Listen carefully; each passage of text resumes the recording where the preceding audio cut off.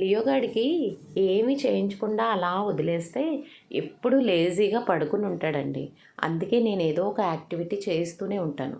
Videos తీస్తున్నాననే కాదు, మామూలప్పుడు కూడా వాడితో ఏదో ఒక వేషం వేయిస్తూ సరదాగా టైంపాస్ చేస్తాను. దీనివల్ల నాకు స్ట్రెస్ రిలీఫ్గా ఉంటుంది, వాడికి కూడా కొంచెం యాక్టివ్గా ఉన్నట్టు ఉంటుంది అని. కొంతమంది ఇది వాడికి ఇరిటేషన్ వస్తుందేమో అని అంటున్నారు. అలా ఏం ఉండదండి. అలా ఇరిటేట్ అయితే వాడు దాన్ని ముక్కలు చేసి పడేస్తాడు, అసలు వేసుకోడు. అలాగే చాలామంది వాడు భలే కోఆపరేట్ చేస్తాడండి మీరు ఏం చేసినా అని కూడా కామెంట్ చేశారు. నిజమేనండి, చాలా కోఆపరేటివ్గా ఉంటాడు.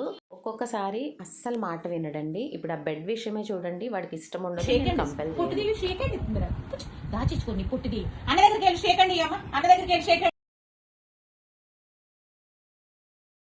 రోజుకొక యాక్టివిటీ ఇలా చేయిస్తూ ఉంటే అవి కూడా యాక్టివ్గా ఉంటాయి.